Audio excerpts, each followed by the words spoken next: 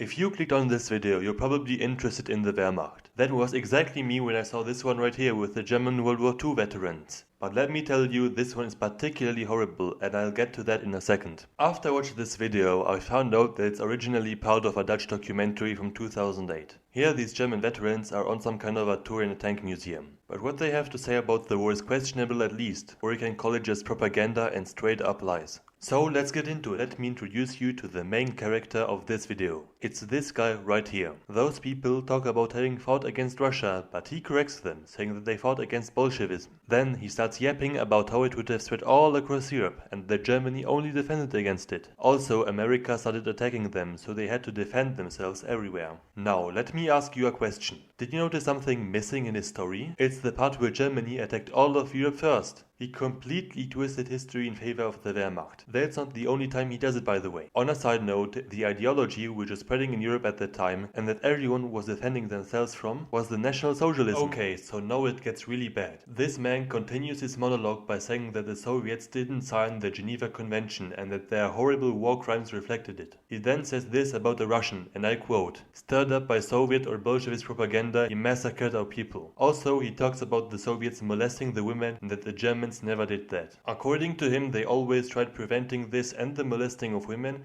but in the end they didn't succeed. Again, did you notice something missing? I think he conveniently forgot about what went on behind the German lines. What about the whole Holocaust where the Germans massacred 6 million people? Or the conditions of the Soviet POWs? Or the Sanger Plan where tens of millions should be starved? Already over 4.2 million died because of this. Another side note is that yes, the Russians did bad things to women, but the Germans murdered female Soviet soldiers and did bad things to other Soviet women too. It's estimated that these things happened about 10 million times on the Eastern Front alone. As if that wasn't horrible enough, this man really needed to double down on his lies.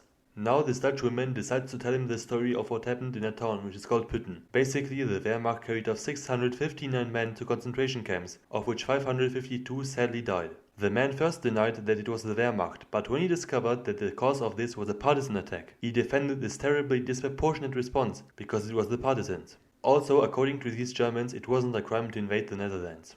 The video ends off with one of them saying that the war has its own rules, patting the woman on her back and leaving her speechless. To be honest, it leaves me speechless too. The German reactions to partisans were always completely disproportionate, because many civilians were murdered in response. The official order from 1941 was to shoot up to 50 hostages for every wounded and up to 100 for every killed German. So according to these orders, 200 men should have been executed. But it even was double this number. Okay, so this video is full of crap. But what about the comments or the person who uploaded this? They surely labeled it as wrong and provided enough context, right? Well, no, not at all. The most popular comments are celebrating the veterans and paying respects to them, with some being very clear. To be fair, a tiny amount of people in the comments pointed out, but there are far too few. Then let's take a look at the person who uploaded this. Oh, they don't believe in democracy and they uploaded this without any context. Also, no moderation in the comments is visible. That's just sad in my opinion. According to YouTube's guidelines, this isn't even allowed, so I don't know how it got so many views and so much support. One reason for that might be that the average viewer doesn't think too much about what they give a like. So I encourage you to be more mindful of what you decide to like here on YouTube and in general. And maybe you might give me the honor of it. Let me know in the comments what you thought of this analysis or whatever this is, and please subscribe for more. Thanks for watching and see you in the next one.